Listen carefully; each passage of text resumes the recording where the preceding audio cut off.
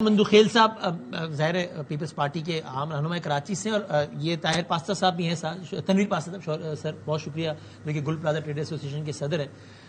قادر صاحب دیکھیں نا، یعنی میں اس لیے بات دہرا رہا ہوں تاکہ بات ریپیٹ نہ ہو، لوگ آگے کی بات سنیں کہ یہ تو ایک چیپٹر ہے ہی کہ بھائی شہریوں کو اپنی ذمہ داری پوری کرنی چاہیے، دکانداروں کو۔ تو تنویر پاستہ صاحب سے پوچھ لوں گا کہ انہوں نے کتنی پوری کتنی نہیں۔ گورنمنٹ کی بھی تو کوئی ذمہ داری، بلکہ اگر کسی دکاندار نے بھی ذمہ داری پوری نہیں کی تو وہ بھی کروانا گورنمنٹ کا ہی کام ہے۔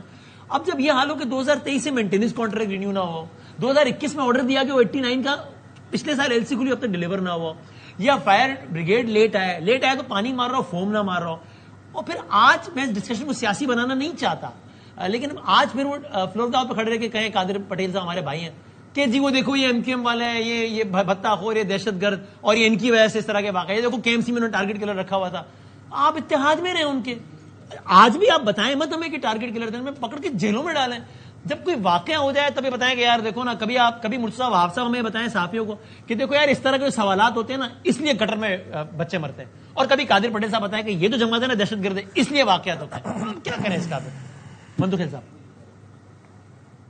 وسیم بھائی، میں نے بڑے غور سے آپ تینوں کی باتیں سنی ہیں، آپ اتنا وقت مجھے ملنا چاہیے کہ میں آپ کو تینوں کو جو نا جواب دوں۔ سر دیکھیں، اور یہ انتہائی افسوسناک ثانیہ ہوا ہے، اور اس پہ جو نا جتنا پورا کراچی ہر گھر جو نا وہ غمزدہ ہے، لیکن اس ثانیہ کو بھی سیاسی طور پہ سیاست میں جو نا وہ نظر کر دیا۔ اچھا، اب میں ایک چیز یہ بتاؤں، میں مفتاح اسماعیل صاحب سے شروع کر لیتا ہوں جی، کہ مفتاح اسماعیل صاحب نے پتہ نہیں کس جھوٹے نے ان کو بتا دیا کہ 2 گھنٹے بعد جو نا وہ گاڑیاں پہنچی، حالانکہ آپ اور میں ان سب اس شیئر کرنے والا ہے، اور یہ ایسوسیشن کا صدر بھی ہے، وہاں سے 5 منٹ کا فاصلہ ہے، اور اسی روڈ پہ میرا دفتر ہے، اسی روڈ پہ کے ایم سی کا دفتر ہے، اسی روڈ پہ سٹی کورٹ ہے، اور وہاں پہ 10:25 پہ جو اطلاع ہوئی گاڑیاں رونی، 10:40 پہ یہ گاڑیاں پہنچ گئی۔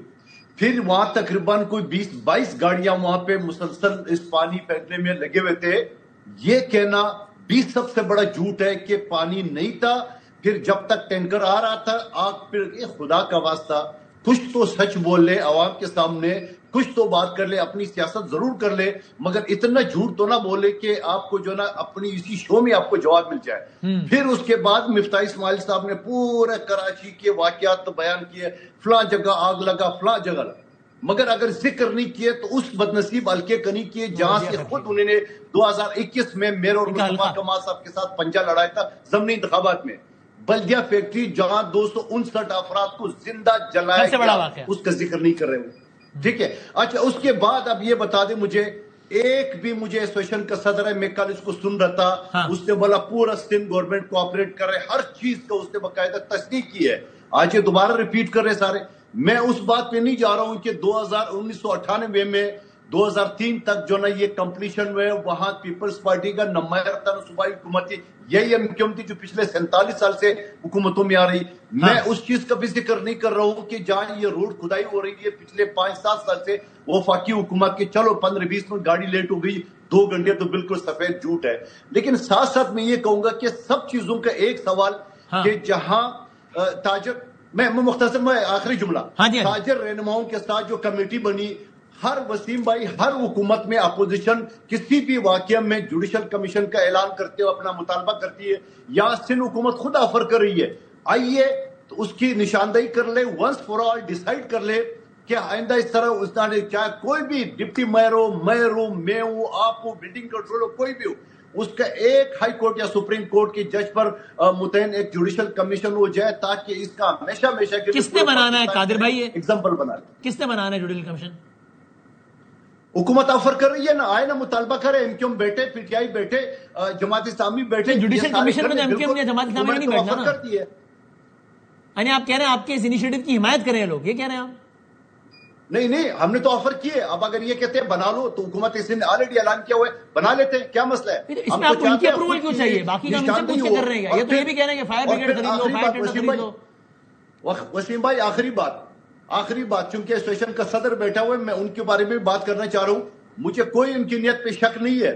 مگر کراچی میں تمام جو ہزاروں ویلفیئر یا شاپنگ سینٹر ہوتا ہے ان کا ایسوسیشن ہوتا ہے, اور وہ ایسوسیشن پانی, بجلی, گیس ہر چیز کا بندوبست کرتی ہے. آپ مجھے بتا دو کہ وہاں 1200 دکانوں کا کوئی 8000 بتا رہا ہے, کوئی 5500, 5500 رسید دیکھیے میں نے پر دکان. چلو جو بھی ہے, اب مجھے بتاؤ یہ 7000 یا 5700 جو بھی, یہ بھی تو 50-60 لاکھ روپے سے اوپر بنتے ہیں. وہاں انہوں نے پانی کا بندوبست کی, ضرور وہاں جو ہے نا جنریٹر کا بندوبست کیے.